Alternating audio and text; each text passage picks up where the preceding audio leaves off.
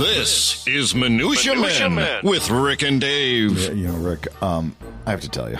Yeah. I did not realize how old you have gotten. What are you talking about? Until we did that 4-day road trip, which, by the way, let's just not do again.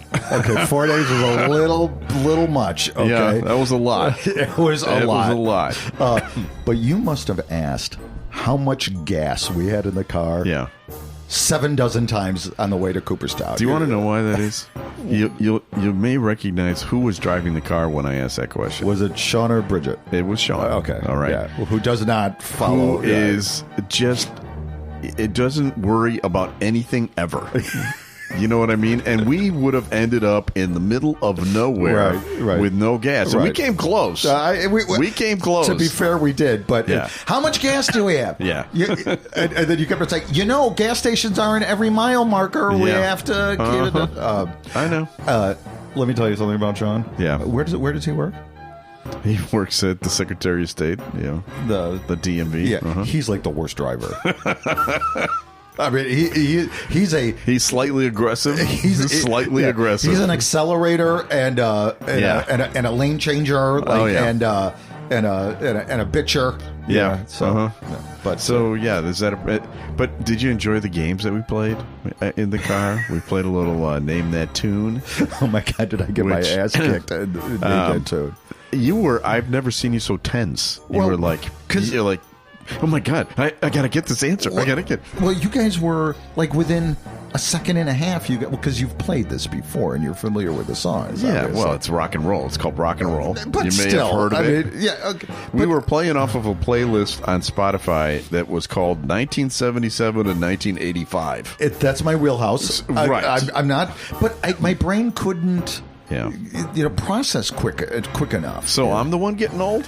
That's all I'm saying. But I also love the fact you say, got to get home before we got to get to the house before sundown. There's lots of windy roads here. I'm unfamiliar with the territory. All right, listen. There were no street lights anywhere. We were in Cooperstown, New York. Do we have gas? Do we have gas? We were enough staying gas? An hour away from Cooperstown, and we were staying in the middle of nowhere, and it would have been difficult to find our place in the dark. You were even mocked by people that didn't know us. I was.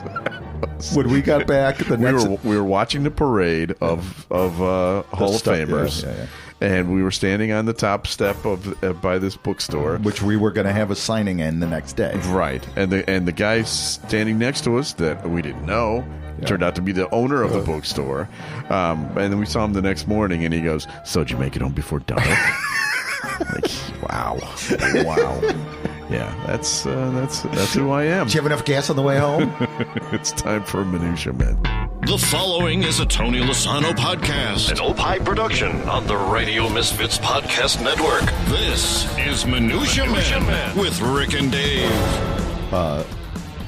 The funniest thing, though, I think, it was a wonderful time. And thank you to John Owens and Dr. Fletcher and the Allen family for having. I mean, it was incredible. It was wonderful. We were there on the ground. In like the 20th row, watching the Hall Chiro of Fame. And Sandy Koufax come. I mean, it was just wonderful. Yeah. But the funniest part was when you bought your Cooperstown polo. Right.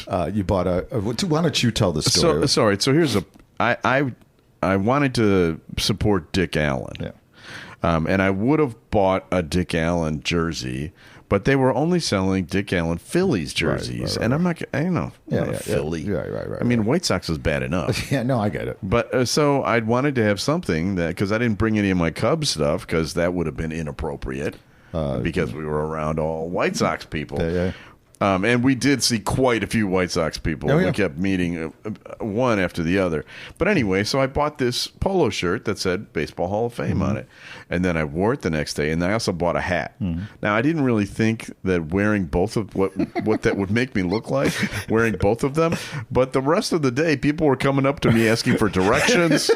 They were asking me. That one guy, I remember, he goes, "Hey, I just talked to the Hall of Fame guy." Like I was nice that guy. Yeah. All right. Well, but no, again, thanks to everybody that made this happen, and it was a once in a lifetime opportunity, and we loved it. And we'll next time. Other than the extra time we spent together, right? It's 136 hours. Right. Hey, let's get back to work. Okay. Why don't you fire up the Florida jingle? Okay. You know, you did mention that to me, and I am ready to go. Okay. What's wrong with you, Florida? Chuck E. Cheese handcuffed and arrested in Florida on charges of using a stolen credit card.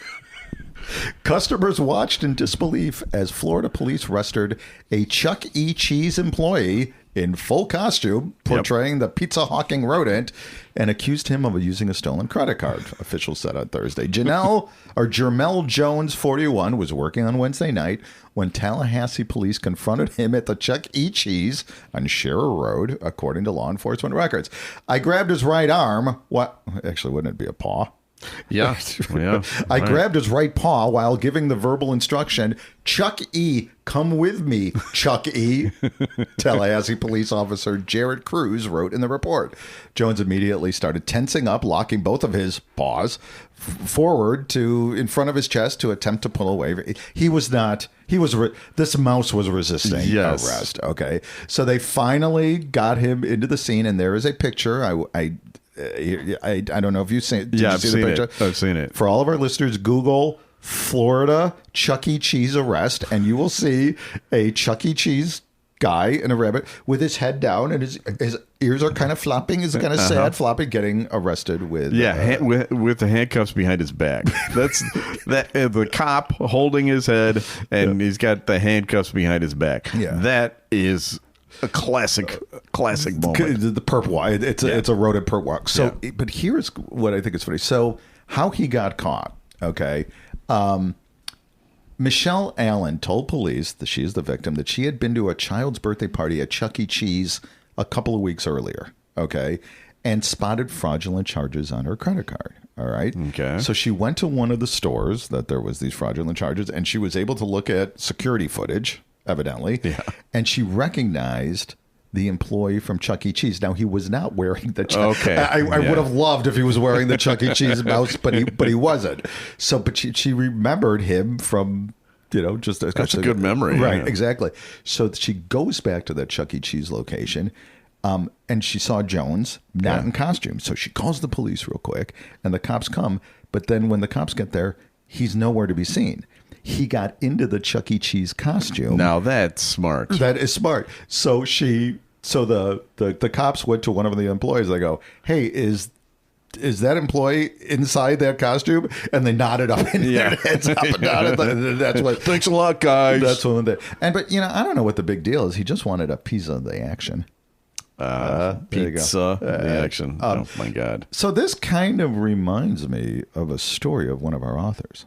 Yes. So Dobie Maxwell, author of Monkey in the Middle, right, got involved. I mean, he was not the perpetrator, but he had a good friend. Yeah. That robbed a bank in a animal costume. In a gorilla suit. I can play the audio. Would that be easier? I'll play the audio. This is Dobie Maxwell, comedian, telling the story. Well, I think everybody has a best friend from your life. Rick, what's yours? Dave, what's yours? When you're a little kid and you don't ask us while we're on there. That could get awkward.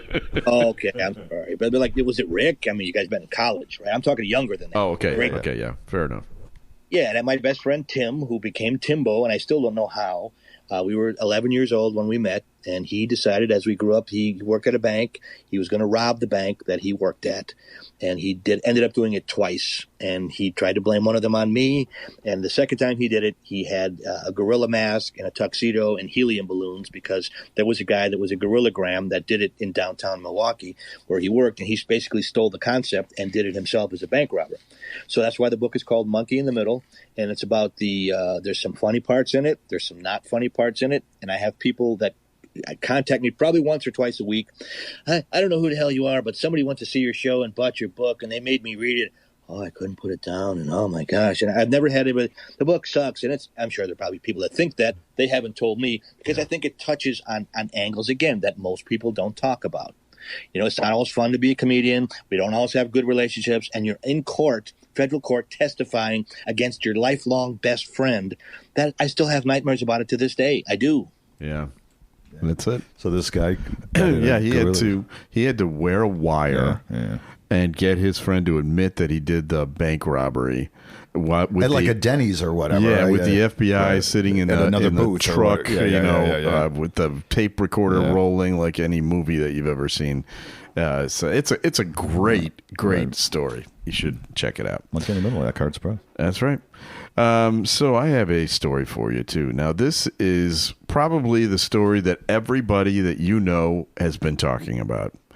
I'm talking about that famous caught on the Kissgram moment. The Coldplay people. Yes. Let me read from this article. After spending the past few weeks in the headlines due to a seemingly inescapable social media scandal, data operations startup Astronomer, which is the name of the company, is trying to shift the narrative away from what everyone is talking Look at here. about. Woo-hoo! Shiny object over here. So what they've done is they've created a tongue-in-cheek video starring Gwyneth Paltrow. Now, if you know, Gwyneth Paltrow was once married to the Coldplay's lead singer, Chris Martin. Right. And it was at a Coldplay concert that this moment happened on the Kissgram. And it was the CEO of the company, Andy Byron, and his chief people officer, which, HR, Kristen Cabot. They were caught dancing together on the Kiss Cam. And canoodling. Canoodling is a fair way to say it. And it turns out they're both married to someone else. And, got a little problem. So footage of the exchange exploded in popularity. It is the viral story of the year. Sure. So I think this is actually a pretty smart move by the company to do this. And I'm going to play for you the entire commercial. It is 1 minute long. Okay. All right. This is Gwyneth Paltrow. Thank you for your interest in Astronomer. Hi, I'm Gwyneth Paltrow. I've been hired on a very temporary basis to speak on behalf of the 300-plus employees at Astronomer. Astronomer has gotten a lot of questions over the last few days, and they wanted me to answer the most common ones. Question, OMG, what the actual... Yes, Astronomer is the best place to run Apache Airflow, unifying the experience of running data, ML, and AI pipelines at scale. We've been thrilled so many people have a newfound interest in data workflow automation. As for the other questions we've received... How is your social media team holding? There is still room available at our Beyond Analytics event in September. We will now be returning to what we do best, delivering game-changing results for our customers. Thank you for your interest in Astronomer. Yeah, pretty smart. Yeah. Right? Yeah, they've got a Dave Stern in their marketing department. They're right controlling now. the story. They correct? are. And, absolutely. And if those two people would have just in the spur of the moment, if they just would have waved to the camera, no one would have noticed. But instead, I literally don't know anybody who has not heard about this story. I know. When was the last time something broke through this much? No, my kids have seen it. Yes. And they know nothing about the news. Right, exactly. So, hey, we got a review. Okay. This is from Clubfoot. I'm not kidding. Clubfoot 40. Not funny. I don't know. On Potable. Minutia Men. Oh, yeah. That's a solid listen right there. Rick and Dave, they got the classic Chicago thing going on. Smart, funny, and a little weird. They talk about the little thing, like the D's, Dems, and Does random stories you didn't know you needed. There you go. And it's written like that. Okay. With the does and the D. I think they're making fun of our accents. I think they are. Do we have Chicago accents? There's no such thing. Oh, well, because we're perfect. Yeah, exactly. All the accents they always... We do have Chicago accents, for sure. Really? But it is what it is. It's also time for another feature. The Studio Walls. Time now for Studio Walls. And the words of the prophets were written on the studio walls. Rick and Dave. So this is going to turn into a pretty exciting feature for the next couple of weeks because, Dave, anyone who's got a Yahoo account is going through the same thing that I'm going through. It turns out that Yahoo has changed their rules and they're making you get rid of your old emails. So you can only have a certain amount in your email box. I just checked. I've got 104,000. I had 170,000 at the beginning of the week. Yeah, me too. But here's the thing. We have had some unusual businesses over the years, you and I, and this email address goes back 25 years. Yeah. So I have found some gems while I was getting rid of old emails, because a lot of our stuff that we've done over the years is audio. Mm-hmm. So we'll be presenting a bunch of it.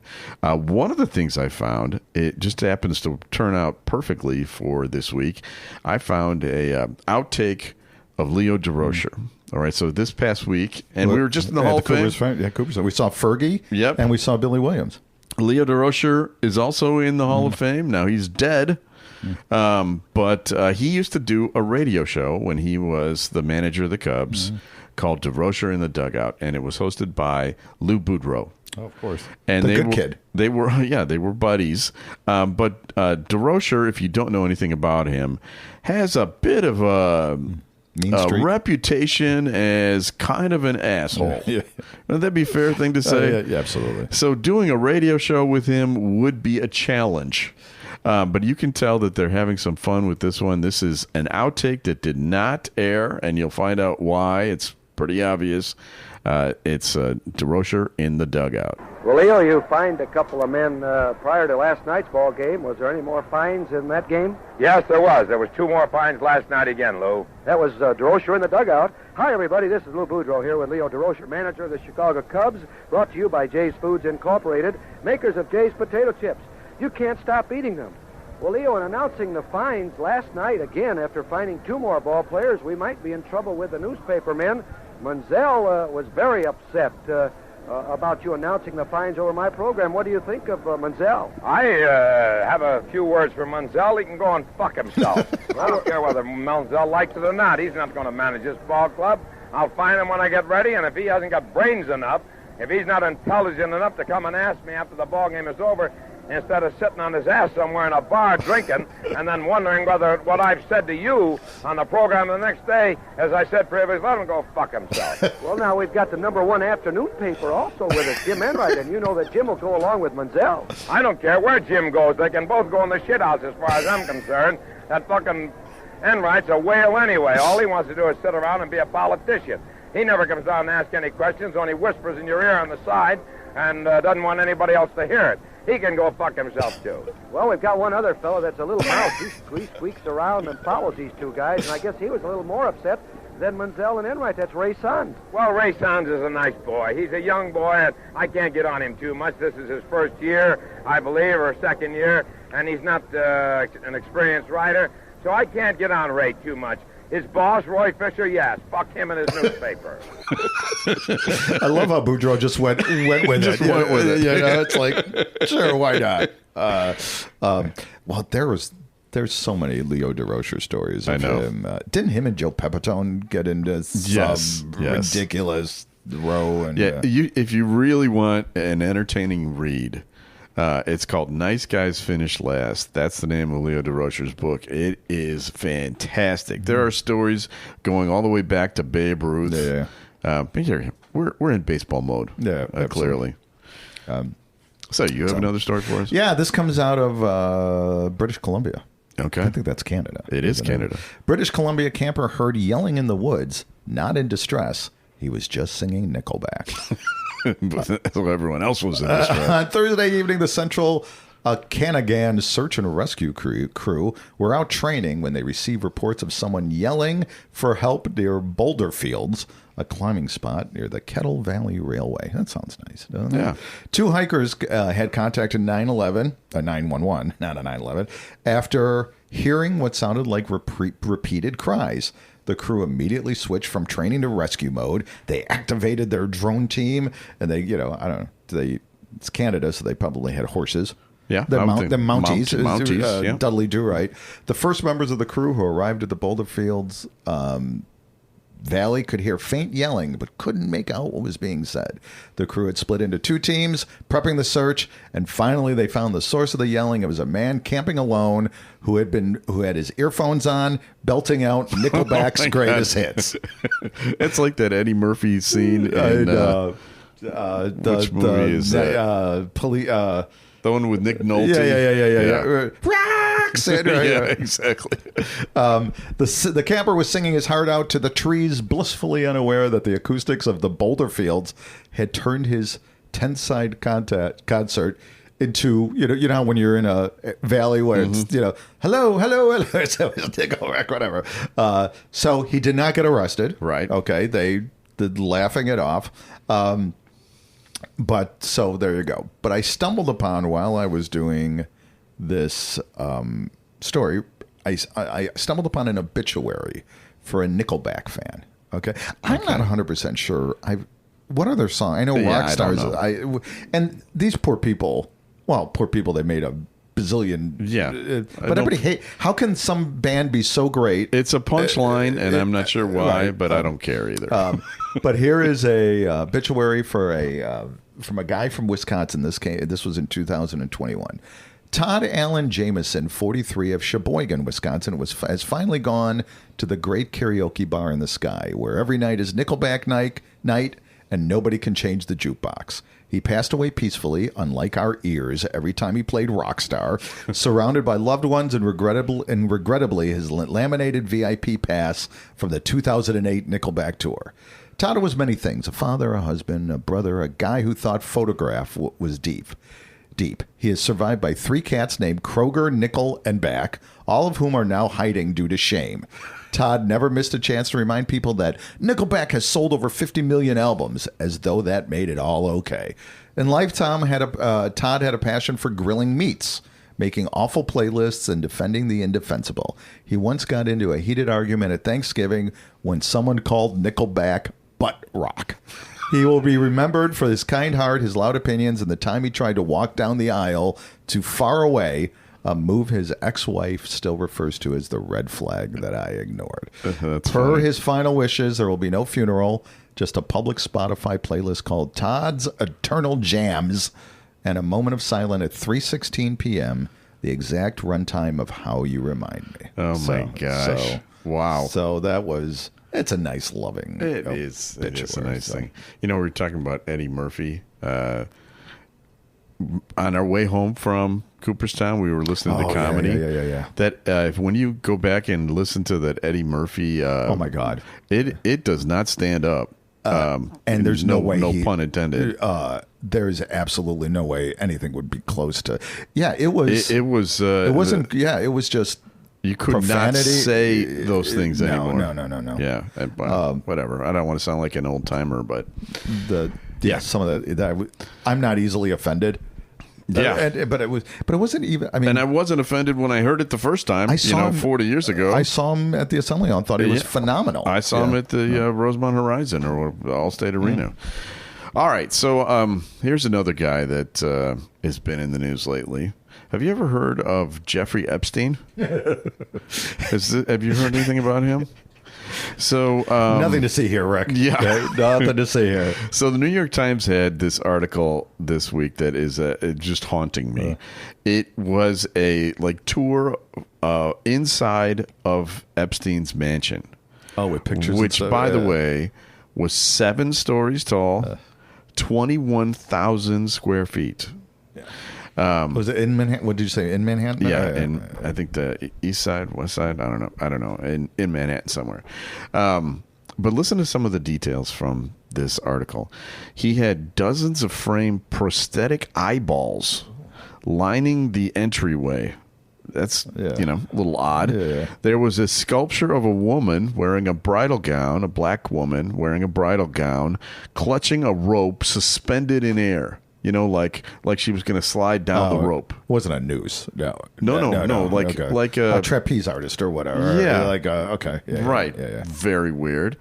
In the ground floor dining room, Mr. Epstein had a rotating cast of celebrities, academics, politicians, businessmen, and there were photos everywhere. Now, there were photos of guests sitting in their leopard print chairs around a large rectangular table.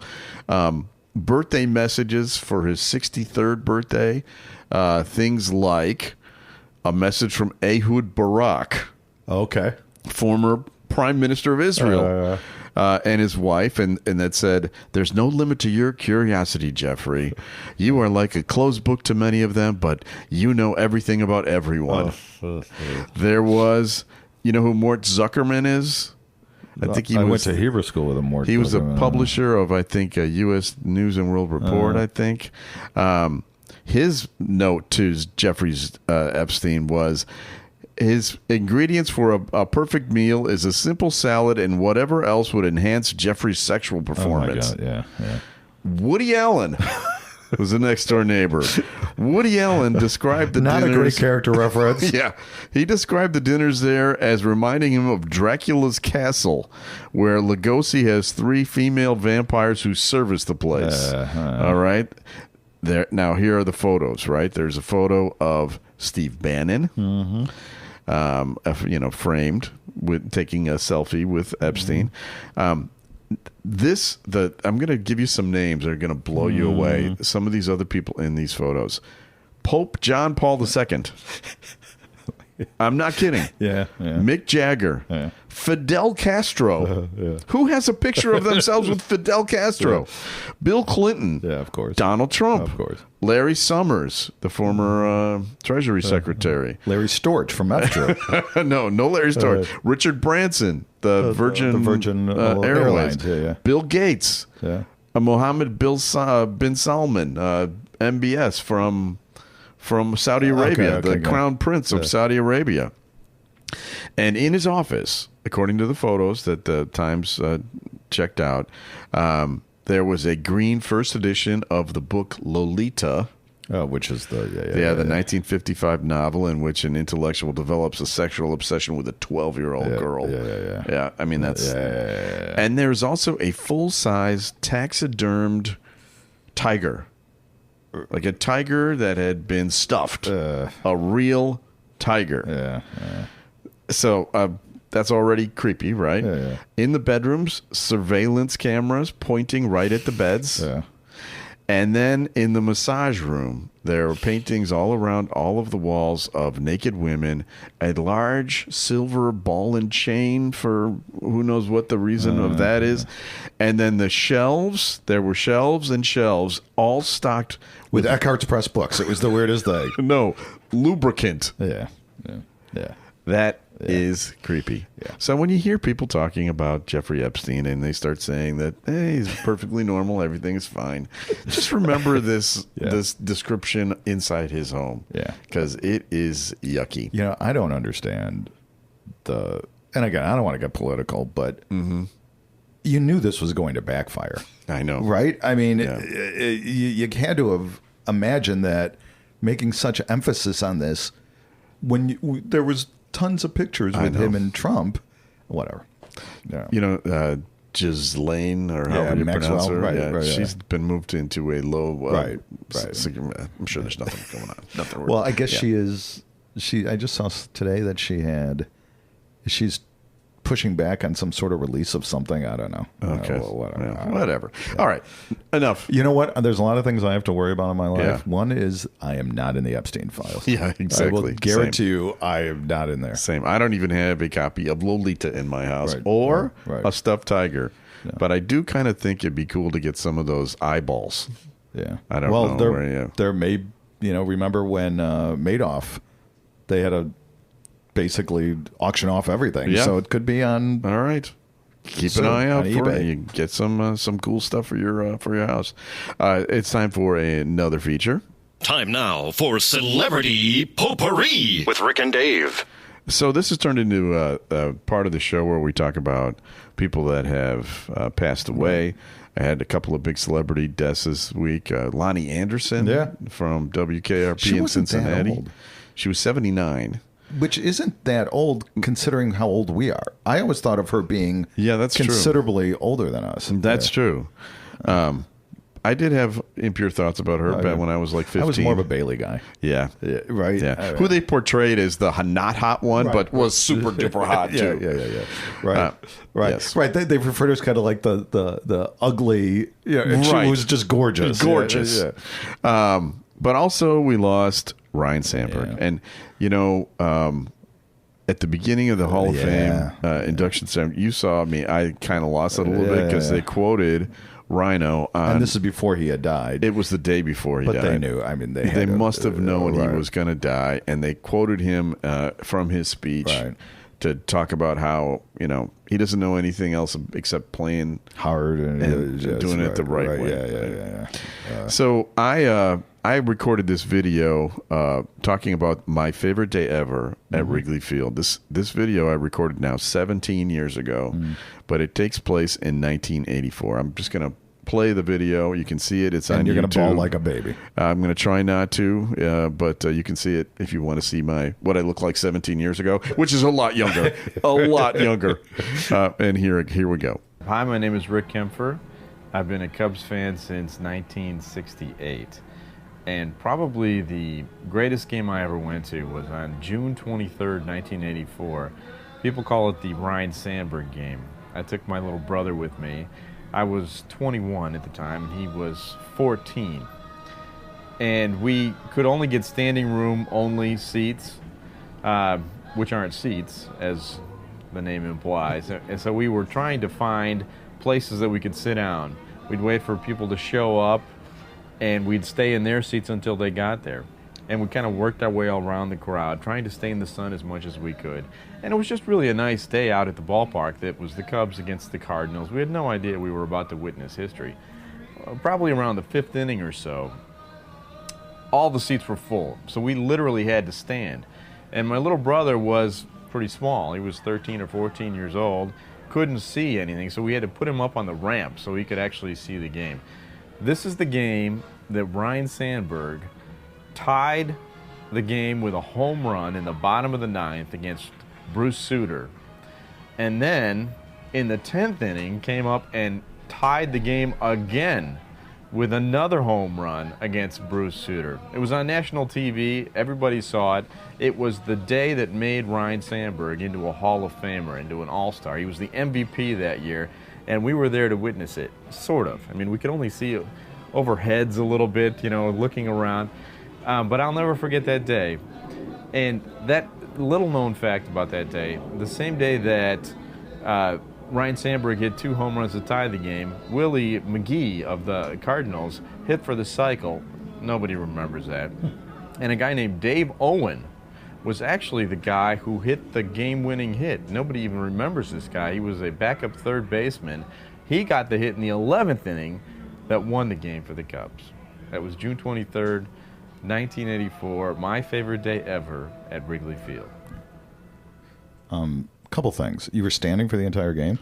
Yeah. Was that the beginning of your gout? It might have been. But, we talked about this on our trip. You were with me that day. I've forgotten all about that. Yeah, you drove. I had spent the night at your house in Mount Prospero. Maybe we had. I don't know. Was that the day that maybe we went to the King Crimson concert? I think so. Yeah. Right. So. You drove me back to Wrigley, and I was going to take the train to see my mom. I was going to stay up with my mom, and so you just dropped me off in front of the ballpark, and I was walking right on. Oh, that would have been Sheffield. Yeah. And it was before the game. You got there pretty. I remember getting there pretty early, right? Because you had standing room only. And I'm walking down the street, and all of a sudden something hits me in the leg, and I look, and there's a ball. So I pick it up, just instinctively thinking that there's the kids playing across the street. That I was just going to throw it back to them, and then I see all these people running toward me. It was a batting practice home run that had just kind of. It didn't hit me on the fly or anything. Yeah. It was, a bunch of bounces. I picked up, and I have a ball, a batting practice home run, hit by Ryne Sandberg. And actually, I don't know that's true, but isn't it funny now having been at the Hall of Fame, and seeing people that are even dorkier than us. Oh my God. I mean, you have always said that I was the dorkiest baseball person you ever met. You were Vic Mature. Yeah, you were. I couldn't have been cooler. You were Denzel Washington compared to these people. I was. Oh my God. They were yelling out these weird, obscure facts to these players, and the players are even going, like, what the hell is he even talking about? Yeah, how'd you know my third grade history teacher, right? But wasn't that cool where just walking down the street. There's Mike Cameron, a former White Sox player. Gary Sheffield sat behind us. Gary Sheffield. Gary Matthews sat next to us. We talked to Gary Matthews, the Sarge. He was in the same row as us. It was just a perfectly cool weekend. Right. All right, so we're back to reality.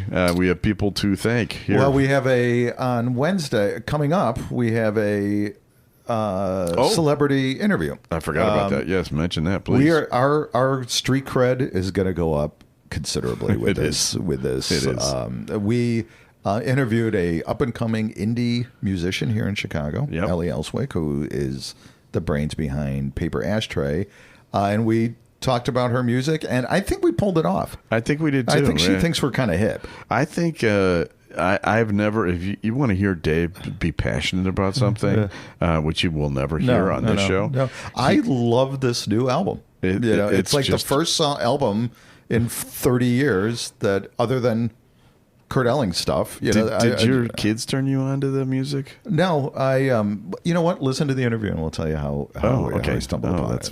That's what we call in the biz a teaser. A teaser. So we have people to thank. We need to thank executive producer Tony Lasano with Opie Shows. Thank you, Tony. Thanks also to Ed Silla with the Radio Misfits Podcast Network. Great Talk Radio isn't dead. It just moved to a better place. RadioMisfits.com. Thank you to Dobie Maxwell. For contributing his audio, which he was unaware of, but and Chuck E. Cheese. Thank you very much. The state of Florida, and we'll be back again next week with a brand new episode of Minutia Men. The proceeding was a presentation of the Radio Misfits Podcast Network. Find our other great shows on iTunes, Stitcher Radio, and at RadioMisfits.com. Thank you. This has been a presentation of Opie Productions. Tony, can you shut up?